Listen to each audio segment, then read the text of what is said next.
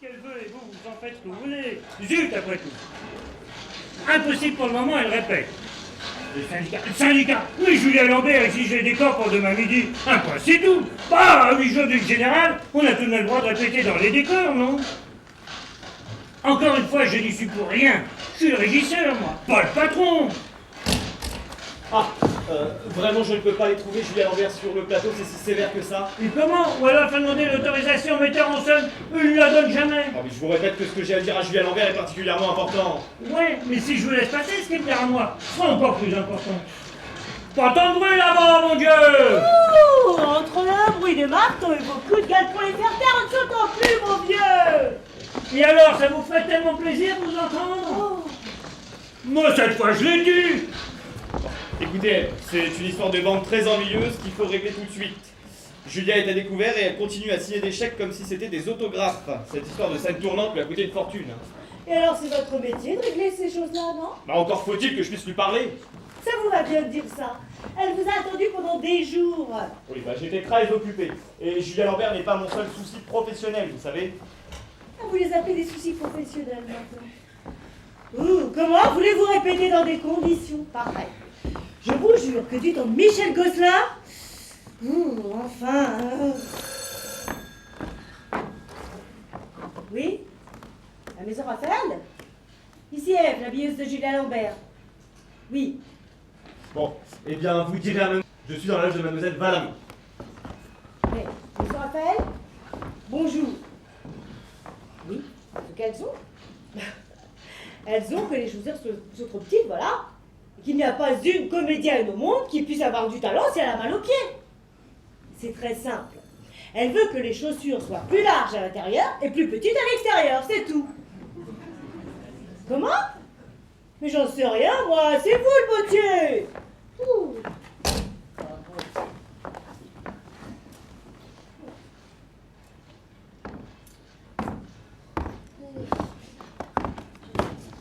Bonjour Ève. Alors, comment va-t-elle aujourd'hui? Comme un ballon rouge. Elle n'a l'air de rien, monsieur lui donne seulement un coup d'épingle. Pof, elle éclate. Enfin, moi, je lui ai apporté son petit encas, tout bleu, mou, poulet froid et vitelette. Son menu habituel depuis 4 semaines. Et on voudrait qu'elle soit optimiste. À propos, est-ce que vous avez lu le François d'aujourd'hui? Jamais. C'est écrit trop petit. Non. On parle d'elle? 2 fois. 2 fois sans la citer, une pour annoncer en douce que Christine de Suède est une pièce ruineuse, et l'autre pour annoncer le retour en France de Michel Gosselin et de Madame de Vries.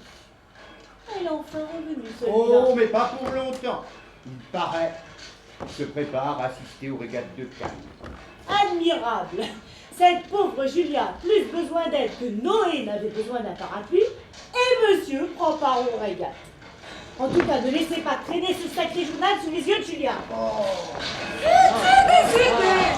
ne peut pas répéter, on serait dans cette chaudronnerie, quel vacarme! Je suis désolé, madame, mais si vous voulez que cette scène tournante se mette vraiment à tourner... Et les électriciens, ce sont eux qui font le plus de bruit. Pourquoi? Tu sais bien que les électriciens ne tolèrent pas d'être surclassés par les machinistes. Dans aucun domaine, d'ailleurs. Et comment voulez-vous qu'ils installent leur nouveau projecteur de 250 avec des oreillers? Bon d'accord, Adrien, d'accord, mais il ne suffit pas d'avoir de belles lumières et une scène tournante. Il faut d'abord avoir une pièce. Bon, enfin, n'en parlons plus, chacun fait ce qu'il peut, aussi bien qu'il peut. Vous devriez essayer de manger quelque chose. Allez, un peu de poulet froid peut-être. Merci, fidèle Pierre, mais je suis crevée, voilà, envie de rien, sauf de foutre le feu à cette baraque. Ah, je connais ça. Tout est perdu jusqu'au moment où le rideau se lève et alors là... Est-ce que je peux aller un peu dans la salle, madame? Mais bien sûr, mademoiselle Valamon est justement en train de se demander en sanglotant pourquoi elle a choisi cette carrière. Oh, c'est un très joli spectacle. Oh, merci, madame. Je me ferai tout petit. Ça y est, encore un répond. Bon, merci Adrien, je commençais justement à en manquer. Le chef électricien vient de me donner une idée approximative des heures supplémentaires que vous devrez payer pour le travail de nuit. Si vous passez toujours mardi en général. C'est à vous faire dresser les cheveux sur la tête.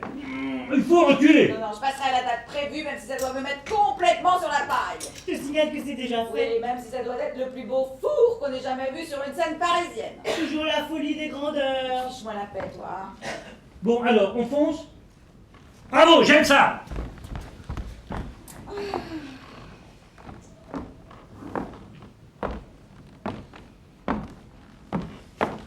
Je fais des bêtises, hein. Non, mais si tu crois que c'est facile d'apprendre à vivre seul du jour au lendemain. Toute ma vie, j'ai eu un homme à mes côtés. Il voyait, il pensait, il agissait pour moi. Maintenant, je ne suis même plus capable de traverser une rue sans avoir envie de crier au secours. Ah, quelle heure est-il? À peu près 6 heures. Mon Dieu! Mais regarde-moi ça, j'ai une tête de cauchemar ambulant.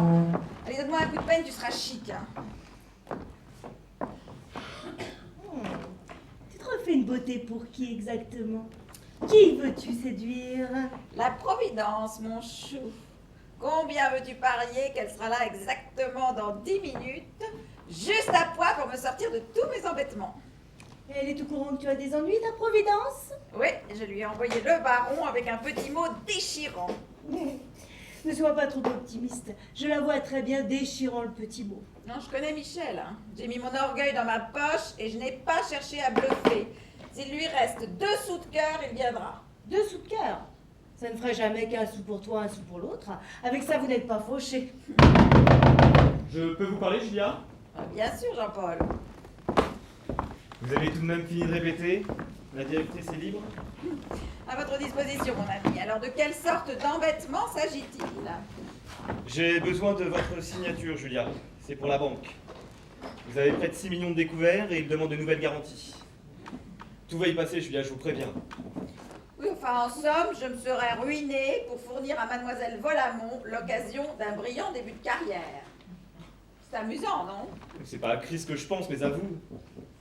Enfin, disons que je pense aux deux. À des heures différentes, naturellement. Bon, allons, ne faites pas cette tête. Hein. Vous savez bien que nous avons décidé de tout oublier. Alors, vous aurez été mon dernier péché mortel. À demain, Jean-Paul. Comment à demain? J'ai encore des choses à vous dire, un tas de papiers à vous soumettre. Il faut prendre une décision au sujet de la banque, Julia, c'est très sérieux. Au diable la banque et les choses sérieuses, j'attends Michel. Michel? Vous attendez Michel? Bah, il revient. En tout cas, il vient. Bah parfait. Il est évident que si Monsieur Gosselin reprenait les choses en main, elle s'arrangerait plus vite. Très très content pour vous, Julia. Je reconnais que c'est un excellent rebondissement de la situation. Hein. Ce qui n'empêche que je dois rendre ma réponse à la banque demain avant midi. Vous n'y couperez donc pas d'une petite conversation utilitaire avec moi. Voulez-vous que nous soupions ensemble ce soir, après la répétition? Je croyais vous avoir dit que j'attends Michel. Allô, Ah, oui. Bon, alors, un de ces jours. un de ces jours, maître. C'est Michel. Filez par là, vous serez gentil. Qu'est-ce que c'est? Entrez. On peut? Mais naturellement, en voilà une surprise. Bonsoir, Julia. Bonsoir, chérie. Et Michel? Il ne viendra pas. Il ne viendra pas? Pourquoi, comment? Je lui ai remis votre petit mot, Julia, mais j'ai tout fait pour le décider à accepter cette entrevue, et malheureusement, il n'a pas été de mon avis, et Zina a pensé Ah, que... je vois, parce que maintenant tu penses. Oui, et j'ai pensé que ce genre d'entrevue était parfaitement inutile. Inutile ou dangereuse? J'ai dit inutile. Mais tu penses dangereuse, hein? Au fond, tu n'es pas tellement sûre de Michel. Tu prends tes désirs pour des réalités, Julia, comme d'habitude. Ah oui, et ce fameux mariage que vous deviez annoncer à son de trompe au monde entier, comment se fait-il que personne n'en parle? Simple question de délicatesse. C'était tellement évident que nous supposions que tu comprendrais. Moi, j'ignorais que ta délicatesse avait atteint une telle ampleur. J'imagine que c'est très récent. Julia, mon ami, il me semble que cette conversation s'égare quelque peu. Oh, laissez-la donc, elle se retrouvera toujours. Revenons à ta délicatesse. J'aimerais bien que tu me montres comment cela fonctionne. Volontiers. Nous avons jugé bon de ne pas ébruiter la nouvelle de notre prochain mariage, dans le seul but de ne pas ajouter un ennui supplémentaire à tous ceux que tu connais déjà sur notre plan. Je parle de Christine de Suède. Évidemment, c'est assez chic de leur part. N'est-ce pas, Julia? C'est une idée de Michel ou de toi? Quelle importance? Donc, c'est une idée de Michel. Oh, cher Michel. Toujours aussi diplomate. Si tu supposes qu'il a dit cela dans le seul but de reculer notre mariage ou de gagner du temps, tu te trompes, Julia. Et je te jure que d'ici un mois, tu en auras la plus belle preuve que tu puisses rêver. Je serai Madame Michel Gosselin. Allons, mes enfants, allons, on n'est pas ici pour vous dire des choses de ce genre. Bon, en fait, pourquoi es-tu venu? Parce que si c'était pour m'apprendre que Michel refusait de répondre à mon appel, eh bien le baron suffisait largement. Ce n'est pas tout. J'avais deux autres choses à te dire. La première, c'est que je suis toute disposée à te sortir des difficultés financières dans lesquelles tu te débats à propos de cette pièce. Bravo, Zina. Voilà ce que j'appelle un beau geste. N'est-ce pas, Julia? Oui, c'est-à-dire que je suis littéralement submergée sous un flot de délicatesse. On croirait assister au championnat du monde des sentiments distingués. Et la deuxième chose. Elle concerne Michel. Fiche-lui la paix, Nous y voilà. si tu veux. Fiche-lui la paix, je te signe un chèque, c'est bien cela. Admettons. Est-ce que Michel est au courant de ta démarche? Il le sera, sois tranquille. Ah oui, mais seulement si elle réussit. Seulement si j'accepte ton argent et tes conditions. Tu pourras ainsi lui démontrer que je ne vaux rien et que je suis femme à vendre n'importe quoi, même mes souvenirs d'amour. Ce sont de bien vieux souvenirs, ma pauvre Julia. Il y a déjà longtemps que les mythes les bouffent.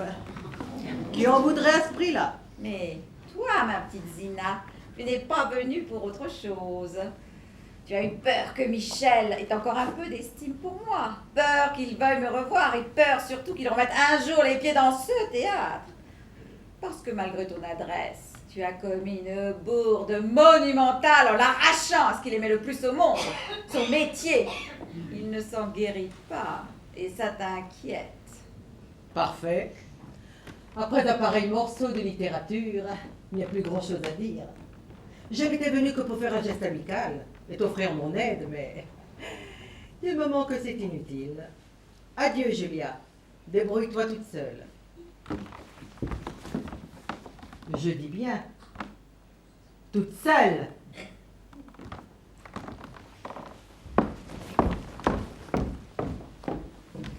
C'est bien votre avis, il n'y en viendra jamais. J'aimerais bien vous laisser un peu d'espoir, Julia, mais je vous aime trop pour vous décevoir. C'est Michel qui a décidé lui-même de ne pas vous revoir et Zina n'y est pour rien. Pour rien? Mais vous avez dit tout à l'heure qu'elle avait pensé quelque chose à ce sujet. Oui, mais seulement après qu'il ait pris sa décision. Je dois dire qu'elle a joué cette partie très loyalement. Je comprends. Voilà. Seule. Toute seule. Je vous en prie, Julia, soyez courageuse. Ne pensez plus qu'à votre travail. Il faut que Christine de Suède soit votre revanche. Ma revanche? Mais vous êtes fou, mon ami. Tout y passera. Mon argent, ma maison, mes bijoux, tout. Je sais où je vais. Je comprends que vous ayez refusé l'aide de Zina, mais je ne comprendrai pas que vous refusiez la mienne. Combien vous faut-il? Ah non, rien. Le seul appui que je pouvais accepter, c'était le seul que j'avais demandé, celui de Michel. Il me le refuse. N'en parlons plus. Mon Dieu, moi qui avais toujours rêvé de soigner ma dernière sortie et de tirer un magnifique coup de chapeau au public le jour où il faudrait plier bagages. C'est manqué. Tant pis. Je finirai par une bonne faillite comme l'épicier du coin. Julia Lambert, vendue aux enchères et bouffée par les huissiers. C'est ce qu'on veut. Eh bien d'accord, je ne me débattrai pas. Que voulez-vous dire par là? Je veux dire que je lâche tout, mon ami. La pièce, le théâtre, ma carrière et tout ça fresca. Julia! Oh, j'en ai assez de me battre. Me battre pourquoi d'abord et puis pour qui? Et pour vous! Ça ne m'intéresse pas. Encore une fois, je vous supplie d'accepter mon aide. Encore une fois, je n'en veux pas. L'argent, toujours l'argent. Oh, je ne suis pas une région sinistrée ni une église à reconstruire. Je suis une femme abandonnée. Avec ou sans argent. Qu'est-ce que ça change? Merci quand même du fond du cœur, mon grand ami. Vous êtes vraiment un chic type. Puis téléphonez-moi un de ces jours, je serai sûrement moins nerveuse. Vous préférez sans doute que je vous laisse. Oui, laissez-moi. Ça n'en fera jamais qu'un de plus. Julia! Oh, pardon. Vous voyez comme je suis pauvre, hein? Même pas 2 sous d'esprit. Allez. À bientôt, mon ami. À bientôt, Julia.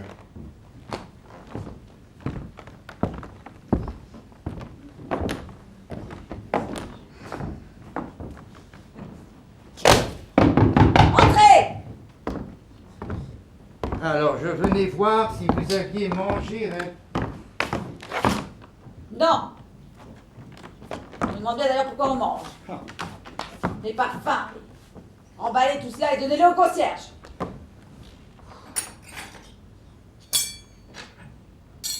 Ou plutôt si. J'ai faim. Ah. Faim et soif. Allez, essayez de joindre Monsieur Fernois chez lui et dites-lui que je vais dîner au restaurant de la rue de Pontieux. Il n'y a qu'à venir me joindre si ça lui fait plaisir. Odéo 1383. Dépêchez-vous. Appelez-le chez le concierge.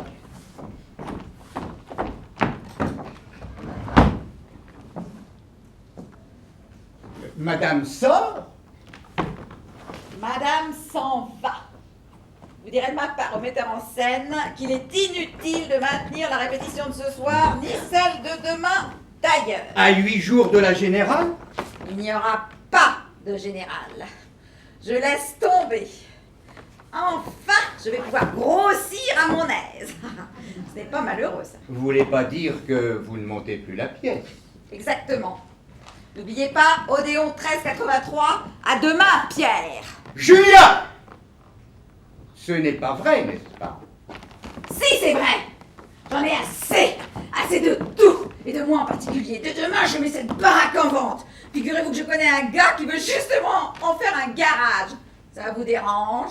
Vous n'avez pas le droit. Il ne faut pas. Ah oui, je connais le refrain. Un pavillon au théâtre d'abord. Eh bien non, ma peau d'abord et qu'ils aillent tous au diable. Bon, je comprends. Vous êtes nerveuse, fatiguée, écœurée. On a été méchant avec vous. Tu crois? Mais vous êtes Julia Lambert. Comprenez-moi. Vous êtes la seule à pouvoir être Julia Lambert. Je ne traînerai pas dans les brancards. Oh, bien sûr. Quelqu'un m'a déjà dit ça un jour. Marcereau du Vaudeville. Il y a bien 30